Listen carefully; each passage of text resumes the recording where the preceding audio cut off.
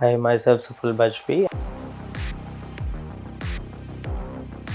मेरा hair fall early lockdown से start हुआ था, सेकंड लॉकडाउन से। एक्चुअली में मेरे ब्रदर भी थे, एक उनने कहीं से करवा रखा था लेकिन उनका ट्रांसप्लांट फेल हो गया। फिर उसके बाद वो QHT में आई, QHT में उनने अपना करवाया ट्रांसप्लांट। तो उससे ट्रांसप्लांट के बाद उनका जो रिजल्ट था, वो रिजल्ट देख के मैं काफ़ी सेटिस्फाई हुआ। QHT से सेटिस्फाई होने के बाद आज यहाँ ट्रांसप्लांट करवाने के लिए आया हूँ। I have completed my 8 months in transplant from QHT clinic. Patient diffuse grade 4 hair loss के चैलेंजेस फेस कर रहे थे। उनका केस काफी डिफरेंट था क्योंकि उनकी स्कैल्प पर बेल्डनेस अलग अलग एरियाज में अनइवनली स्प्रेड थी, जिससे ग्राफ्ट इम्प्लांटेशन थोड़ा कॉम्प्लेक्स हो जाता है। नेचुरल डेंसिटी अचीव करने के लिए जब हमारे एक्सपर्ट्स ने उनकी स्कैल्प को एनालाइज किया तो पता चला कि उनकी हेयरलाइन काफी थिन हो चुकी थी और साइड्स भी रिसीड कर चुकी थी, लेकिन फ्रंटल टफ्ट में अभी भी हेल्दी हेयर ग्रोथ विजिबल थी। मिड स्कैल्प का एरिया काफी ज्यादा थिन हो गया था, जहां ट्रांसप्लांट की सबसे ज्यादा नीड थी। उनकी बाकी एरियाज में कंपैरेटिवली बेटर हेयर कवरेज थी। साथ ही उनका डोनर एरिया हेल्थी कंडीशन में था, जिसने उनकी हेयर ट्रांसप्लांट सर्जरी में एक इंपॉर्टेंट रोल प्ले किया।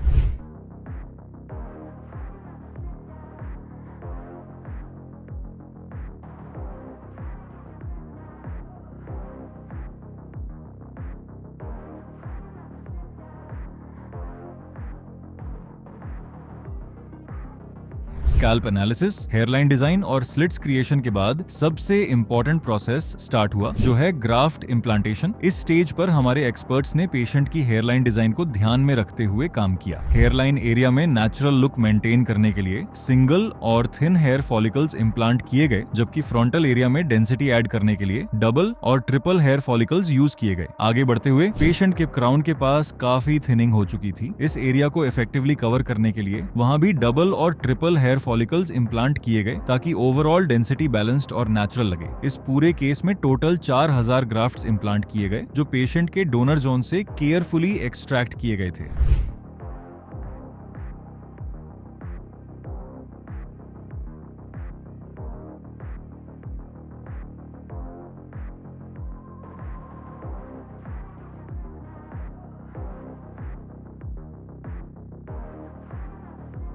One month after the hair transplant patient PRP session के लिए क्लिनिक विजिट करने आए। आइए देखते हैं उनकी 1 मंथ प्रोग्रेस कैसी रही। हमारी एक्सपर्ट टीम ने ऑब्जर्व किया कि पेशेंट की स्कैल्प पर अप्रोक्सीमेटली 60% शेडिंग विजिबल थी, जो नॉर्मल है और नेक्स्ट फ्यू मंथ्स में हेल्थी हेयर ग्रोथ के साथ रिप्लेस हो जाएगी। Shedding phase hair transplant process का एक नेचुरल पार्ट होता है, जिसमें ट्रांसप्लांटेड फॉलिकल्स टेम्पोरेरली फॉल करते हैं और फिर stronger healthier hair growth start होती है। ये इनिशियल फेज पेशेंट की ट्रांसफॉर्मेशन जर्नी का एक इंपॉर्टेंट माइलस्टोन है, जहां पेशेंस और प्रॉपर पोस्ट केयर से फाइनल रिजल्ट्स और भी इंप्रेसिव बनेंगे।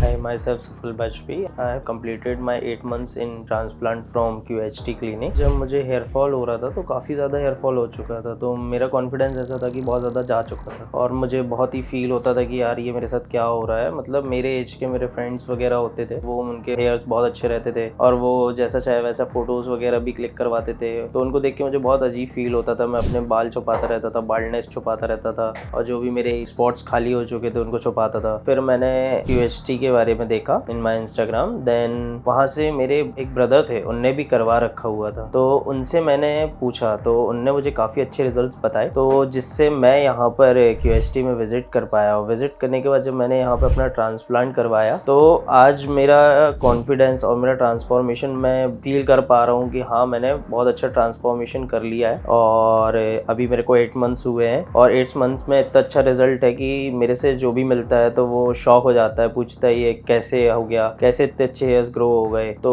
आई बिलीव कि ये ट्रांसफॉर्मेशन मेरा QHT के कारण हुआ है। पेशेंट्स को यही बोलूंगा कि पहले बेटर के लिए देखें, कॉस्ट के लिए इन सब की चीज़ों की वैल्यू ना करें, क्योंकि ये हमारी ही खुद की बॉडी के लिए है। हम कैसे भी वेस्ट ऑफ मनी करते ही रहते हैं, तो थोड़ा हम उसको सेव करके हम एक अच्छे क्लिनिक के लिए जाएं। लाइक QHT में मैंने देखा, मैंने उनके रिव्यूज़ देखे, उनके रिजल्ट्स देखे, काफ़ी सर्च किया, फिर मैंने यहाँ पर आके विजिट किया, मैंने यहाँ का क्राइटेरिया देखा, यहाँ का रिव्यू रिव्यू देखा यहाँ पे, कस्टमर से कंसल्ट किया और फिर मुझे फील हुआ कि हाँ I have to go for it. मैं तो यही बोलूँगा कि सस्ते के चक्कर में अपनी रिजल्ट्स खराब ना करवाएं, एक बार बेटर के लिए जाएं, देखें क्या हमारा क्या रिजल्ट्स आ सकते हैं क्या नहीं आ सकते हैं। पेशेंस लेवल्स तो अपना बहुत ज़्यादा रखना पड़ता है, क्योंकि कुछ टाइम अभी ऐसा रहता है कि मुझे 8 मंथ्स हो गए हैं, अभी मेरे हेयर्स गिरते हैं तो मुझे ये फील होता है अरे मेरे को फिर हेयर फॉल होने लगा है, और हेयर्स भी काफ़ी स्लो आते हैं। आफ्टर 4 मंथ से के बाद से ही हेयर्स का ग्रो होना स्टार्ट होता है। तो अकॉर्डिंग टू मी पेशेंस को अपने बहुत ज़्यादा रखना पड़ता है,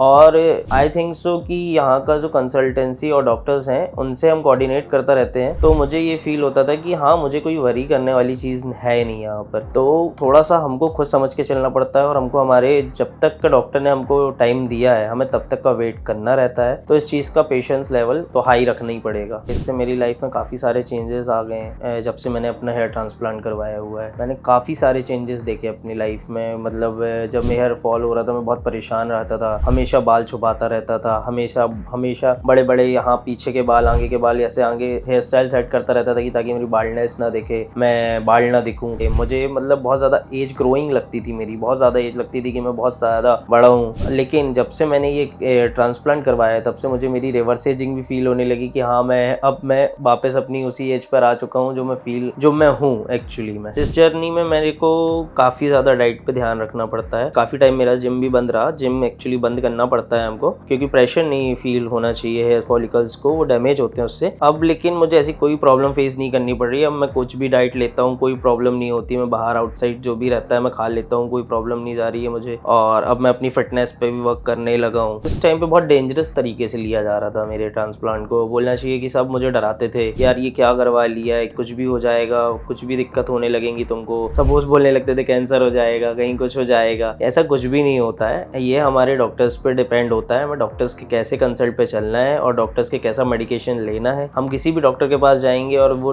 उससे कुछ आता नहीं होगा और हम करवा लेंगे तो ऐसी चीज़ें हमें फेस करनी पड़ेंगी। बट अकॉर्डिंग टू मी जब से मैंने मेरे फ्रेंड्स और मेरा जो भी फैमिली सर्कल है जो भी मुझसे देखता है और मेरा हेयर्स का ट्रांसप्लांट का देख के शौक होता है, और सब मुझसे बोलते हैं कि जिनको भी प्रॉब्लम ये फेस कर रहे हैं कि हमको भी वहाँ का विजिट करवा दो और हमारा भी हेयर ट्रांसप्लांट करवा दो।